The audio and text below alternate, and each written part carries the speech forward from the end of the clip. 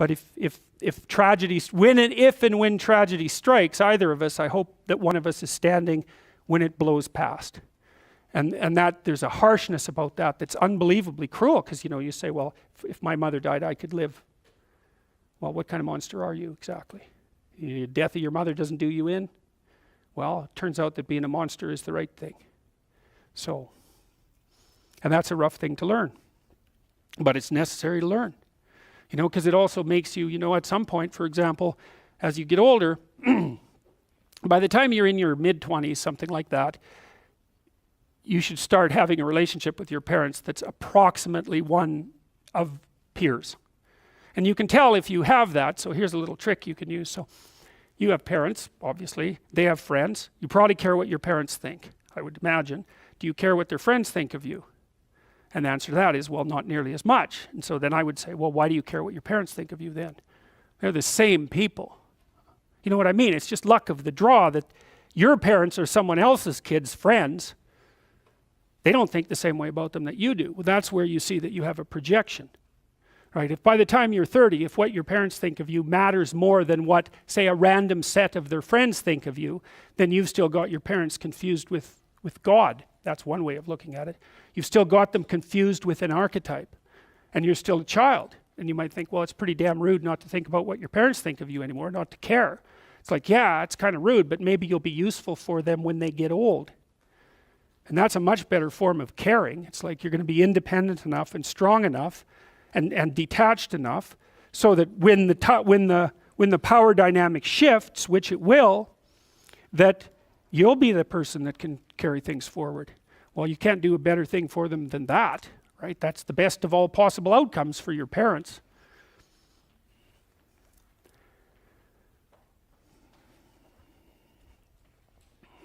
Well, you can think about the world this way. You can think about it as your orderly little plan. That's a place, and you can think about it as the place that things that disrupt your plan comes from. That's another place. This is a bigger place than this, because there's an endless number of things that can disrupt your plan, and only a tiny number of them that can, that will help you work it out. So part of the question then too is like, are you the friend of your plan, or are you the friend of the thing that disrupts your plan? And I would say you should work to become the friend of the thing that disrupts your plan, because there's a lot of that.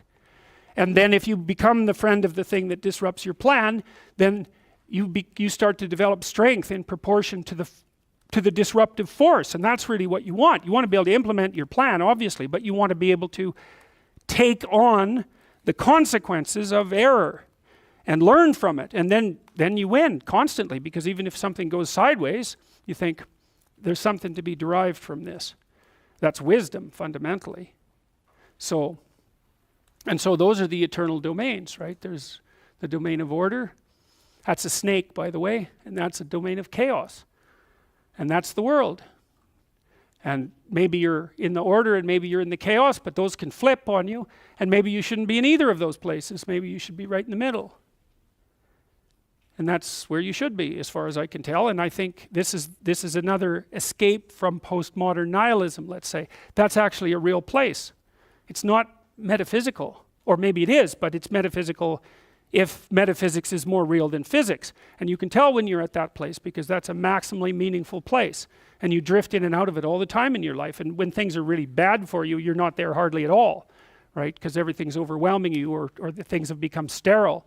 But if you watch your life, even over a week or two, you'll see that now and then you're there. You stand up straighter, right? Because you're in the right place at the right time. You think, aha, I got the forces of chaos and order properly balanced. It's unstable and it'll fall apart on you. But you can practice bringing things together continually, and then you can end up so that you're there more often than not. And then that's a meta place. It's not a place, it's a meta place. And it's a place that you can be in all places. And it's not an illusion of any sort. It's the deepest reality. Your nervous system is always orienting is always orienting you to that place, always. And that's because it's a real place. And the thing that's cool about that is what you should be doing, right? When you go out in your peers, you should be not subjugating your individuality to your peers, because that's not exactly right. that's kind of based on an inhibition model. You know, you've got aggression, you've got bad habits, they have to be inhibited. You learn that by interacting with your peers. It's not the right model.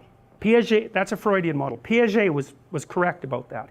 He basically pointed out that what should happen is, let's say with your aggression, and hopefully you have some, is that it gets socialized. And so you learn how to play games, but you don't drop your drive to win. You integrate that in the games. And so you try to win, you try to play hard, but if you're defeated or you hit something negative, you don't respond negatively. And you can keep that all bounded within being a good player, a fair player.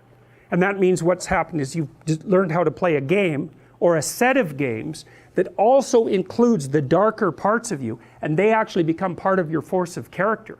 It's way better if you can pull that off. And that's what you definitely want to do as an adult. Like, all you people are going to have to learn to negotiate on your own behalf. And that's really hard. It means that you have to know what you want. You have to be able to communicate it. And you have to be able to say no. And to say no, you have to be built on a solid foundation. You have to have options. So you got to remember that as you go through your life. Is like, if you don't have options, you can't negotiate with someone. And if you're not willing to use them, they win, period. Because if you're asking your boss for more money, say, the answer is no. Because he doesn't have any spare money lying around that he can just give to you. And lots of other people are asking. So some of that's zero-sum stuff, you know, not all of it, because often you cooperate with people and the whole pot can grow. But some of it's zero-sum. And so you better have a case made. It's like, here's how much money I should have, here's why. Here's the benefit to you that will accrue if you do it. Here's the consequences that you don't. They're actually real, they will cost you, and I will do them. It's like, then you can negotiate. And you don't do that rudely. But those arguments, you better have them in order. Like, so for example, if you're going to negotiate for a raise or a status shift, you better have your resume at hand, all polished up, and know where else you're going to look for a job, and you better be able to get one. Because otherwise you're weak, and you will not win the negotiation. And if you're too agreeable, so you're conflict avoidant, you will make less money across time. That's already been well established. And that's because you don't have teeth. Not enough. And so in the little micro contests that you're going to have every day, you're going to incrementally lose to people who are more aggressive, who have bigger teeth. And that's what happens. So don't let that happen. You place yourself so you can negotiate, because otherwise you're just a facade. And in a real battle, a facade is just torn down right away. So yes, well, say no more, right?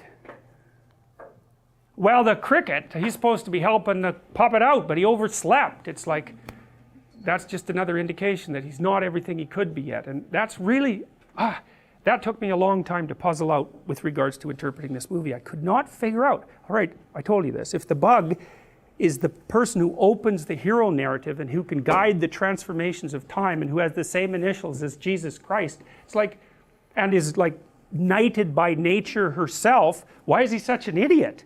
It's a very difficult thing to figure out, but the idea that the conscience isn't omniscient, even though it has that sort of, that voice of let's say, common sense, and that fits very nicely in with the Freudian idea of the superego, again, because the superego can be flawed. It can be too harsh, it cannot be properly developed. You see that often with people who are orderly. So they're high in conscientiousness. Conscientiousness fragments into industriousness and orderliness. Orderly people like willpower. They're very judgmental, and they like things to be exactly where they're supposed to be, but they're also very self-punitive. So conservatives are much more likely to be orderly, by the way. It's one of the best predictors of conservative. Low openness is the best predictor, but right after that is high orderliness. So, and it's associated with disgust sensitivity, which is really an amazing thing. We'll talk about that later. Anyways, the cricket, well, he falls down his first day on the job. He's not as conscientious a conscience as he should be. So he's feeling pretty stupid. He's got his little millionaire clothes on there, but he's really not living up to them. So he does catch up to the fox and the puppet, however, and tries to dissuade Pinocchio from going down this road. And of course the cat, well, you can see what the cat's doing there. He's got a big hammer, big mallet, and he also shows you just exactly how much of a clue he has. He's going to wallop the bug who's sitting on the fox's hat, which I think he actually does. And then the fox can't get out of his hat and has to talk through his hat, which basically is what he's doing the whole time anyways. So this I really like. So you see on the left here, the cricket is speaking inside this flower, and like I said, there's nothing accidental in these representations. So these are artists who are coming up with these compositions, and their fantasy has a structure. And so the cricket is speaking out of this flower that has, well, you could think about it as, it has a sexualized element. So you could think about that as a phallic part of it, and that part of the feminine part of it. Well, they are flowers after all. They are the sex organs of plants. And so, and that's very much the same over here, as this is the yoni and lingam. This is from Hindu cultures. And so, and you see there's a snake wrapped around that. And so that's masculine and feminine with a snake wrapped around it. And that's a holy representation, a sacred representation. And it represents the deepest reality. That's one way of thinking about it, like chaos and order surrounded by the snake. It's the same, exactly the same idea. And so the cricket speaks out of that. Well, we already know that because the cricket is the conscience, and he's been awakened in part by Geppetto and the good father, and awakened in part by the good fairy and nature. And so he speaks with those voices, and he's also a manifestation of the underlying chaos itself, because nature and culture spring out of chaos. I already showed you that schematic representation.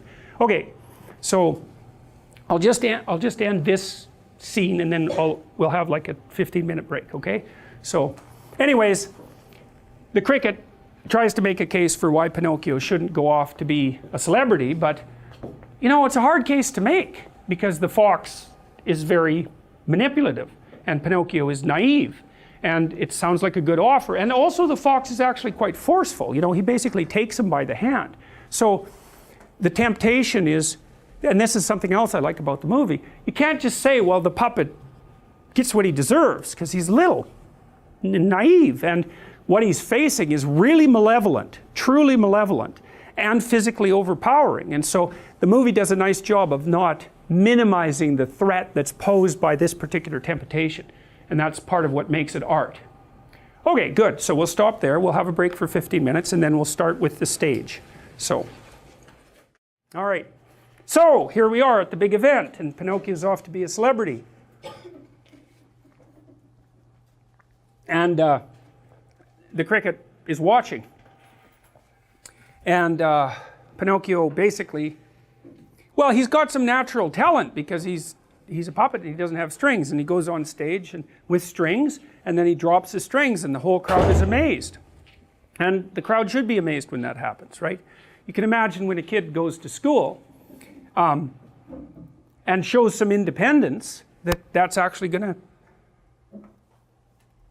people are going to notice that. His peers are going to notice that, the teachers are going to notice that. Maybe it's too much independence even, right? But it's still it is a remarkable thing too. Like, it's so interesting, you can see marked signs of independence in children, well, right from the time they're born, basically, because what's one of the things that's really funny about infants is that, when they're crying, you always think, oh, the baby's, well, you're crying, the baby's sad. It's like, no, a lot of the time that baby is angry. And the way that we know that is because you could do facial expression coding on infants, just like on adults, and you can tell what emotion they're expressing. And very frequently, like when the kid starts to recognize his mom explicitly, because he or she knows the smell right away, pretty much in the sound of the voice, but visually,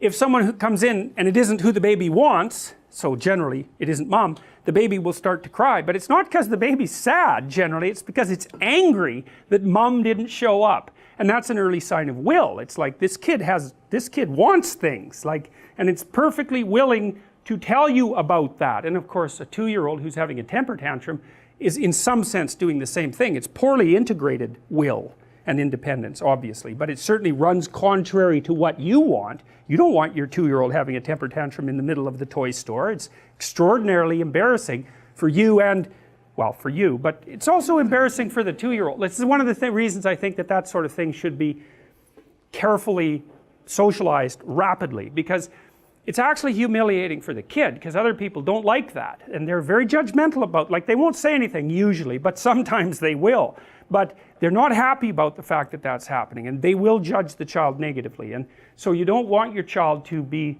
behaving in a way in public that makes other people think badly of them. It's really not good. And so part of your job as a parent is to not expose your child to that sort of experience, especially not repeatedly. It's really hard on them.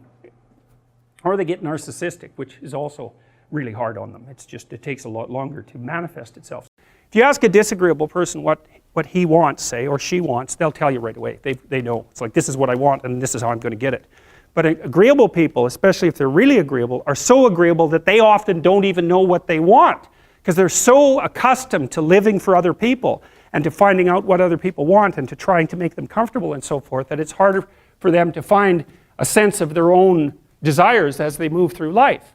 And that's not, look, there's situations where that's advantageous, but it's certainly not advantageous if you're going to try to forge yourself a career. That just doesn't work at all. And so even though on average men and women aren't that much different in terms of their levels of agreeableness by the group, if you go out and you look at the extremes, they're very different. So all of the most agreeable people are women, and all of the most disagreeable people are men.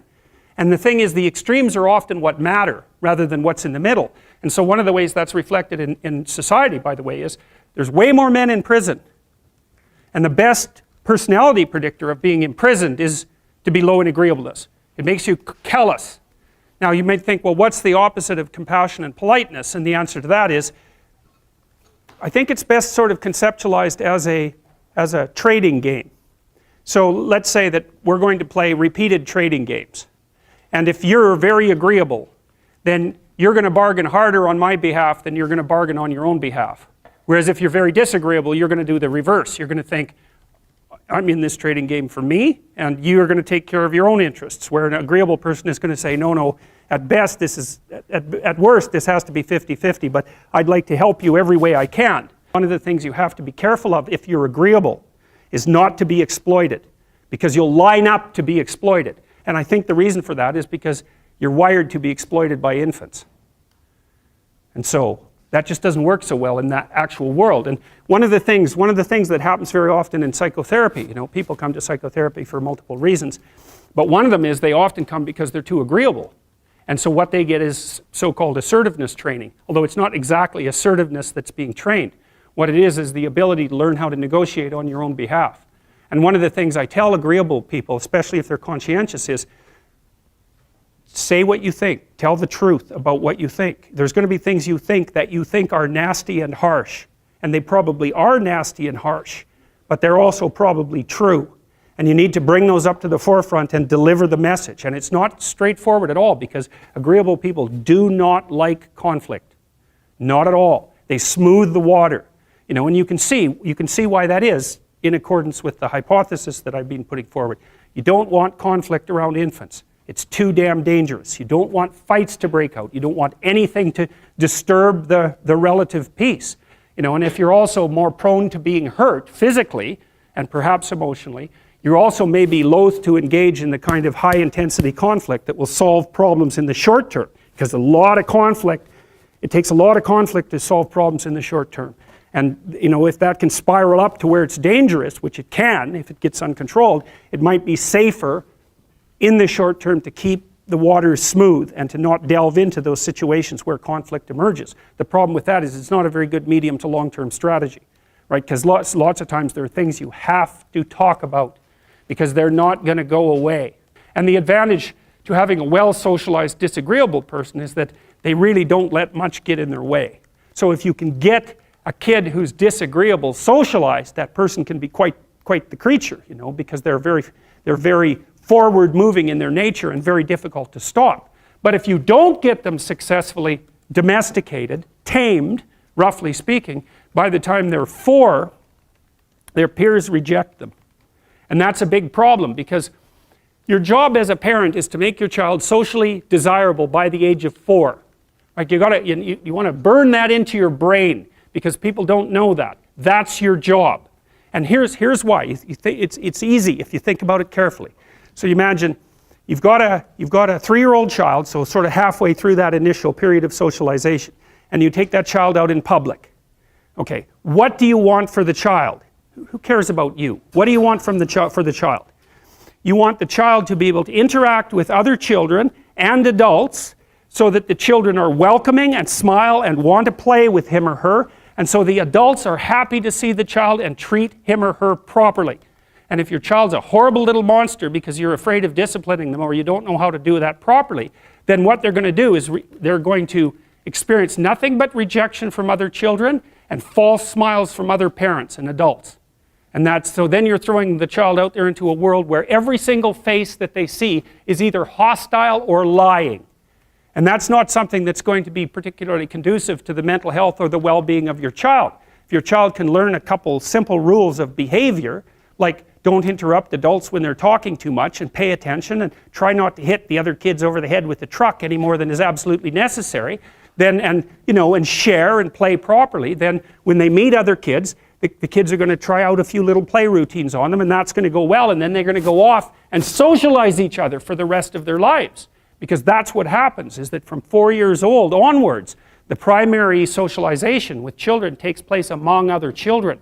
And so if the kids don't get in on that early, they don't move into that developmental spiral upwards and they're left behind. And you can imagine how terrible that is, because a 4-year-old will not play with another 4-year-old who's 2. But a 5-year-old certainly will not play with a 5-year-old who's 2, right? Because the gap is just starting to get unbelievably large. And so the kids start out behind, and then the peers leave them behind, and then those kids are alienated and outside the peer group for the rest of their life. Well, those are the ones that grow up to be long-term antisocial, right? They're already aggressive. It doesn't dip down. Now, what happens to normal boys, roughly speaking? Imagine the aggressive 2-year-old types. They get socialized, so their level of aggression goes down, and then they hit puberty and testosterone kicks in, and bang, levels of aggression go back up. And so that's why males are criminals between the ages roughly of 16 and about 25. So, and it matches the creativity curve, by the way. It's so cool. If you look at the spike of creativity among men, 16 to 25, then it starts to go down. Criminality matches that absolutely perfectly. So that's quite cool. So, and so the testosterone levels raise the average level of aggression among men. It's more dominance than aggression, actually, and testosterone is by no means all bad. And then it starts to decrease at about age 25 or 26, which is usually when men stop staying up late at night, stop drinking as much, develop a full-time career, and take on the burdens and responsibilities and opportunities that are associated with a long-term partner and family. And so, well, so that's the development of what I would call predatory aggression, because I also think that the agreeableness distribution is probably something like predatory aggression versus maternal sympathy. It's something like that. So if you look at other mammals that are predators, because we're predators as well as prey animals, if you look at other animals like bears, the male bear has absolutely nothing to do with the raising of the infants. In fact, the female bears will keep the male the hell away because he's likely to kill the infants and maybe even to eat them. So there's no maternality at all in solitary male mammalian predators. It's really useful to investigate the viewpoints of people who have opposing views to yours. Because they'll tell you things, not only will they tell you things you don't know, they'll also tell you how to see the world in ways that you don't see it. And they'll also have skills that you don't have, that you could develop. So for example, if you're an introverted person, it's very useful to watch an extroverted person, because the extroverted person has ways of being in the social world that aren't natural to you, that you can use to improve your toolkit. And if you're disagreeable, one of the best things to do with disagreeable people, especially if that's alienating them from other people, for example, because it can, people treat you like you're a selfish, arrogant son of a, maybe that's because you are.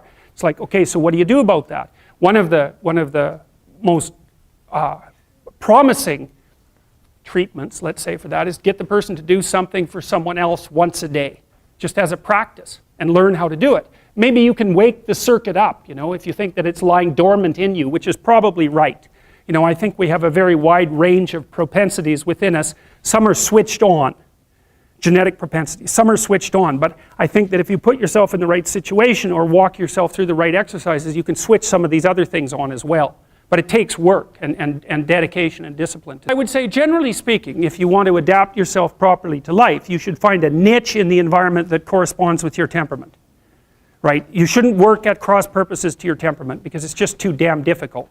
But having done that, then you should work on developing the skills and viewpoints that exist in the space opposite to your personality, because that's where you're fundamentally underdeveloped.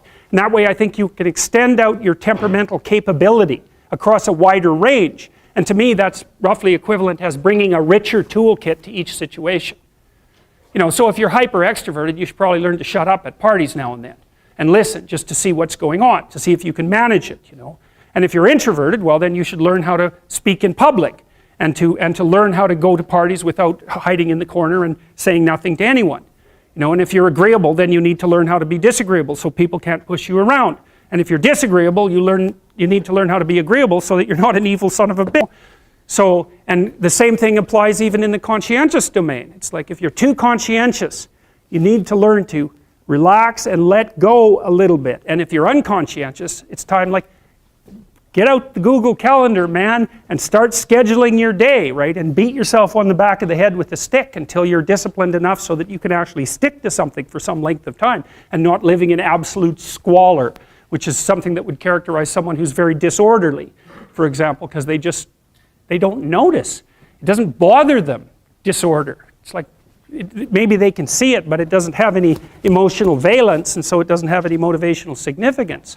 You know, so the other thing you might want to think about too, if you're choosing a partner, is try not to choose someone who's too distant from you on the temperamental variables, because you're going to have a hard time bridging the gap. You know, it's hard for an introverted person and an extroverted person to coexist. And it's really hard for an orderly person and a disorderly person to coexist because they will drive each other nuts. Why don't you pick up? Why are you so obsessed by it? That's the basic argument, you know. So it's useful to know about your temperament so that you can negotiate the space with your partner as well. And I don't think you should try to find someone who's exactly the same as you, because then you don't have the benefits of the alternative viewpoint. But you got to watch it, because you may hit irreconcilable differences of various sorts. And I've seen that most particularly among couples who are high and low in openness. That's a rough one. And also high and low in conscientiousness. That's another rough one, because they just cannot see how the other person sees the world at all.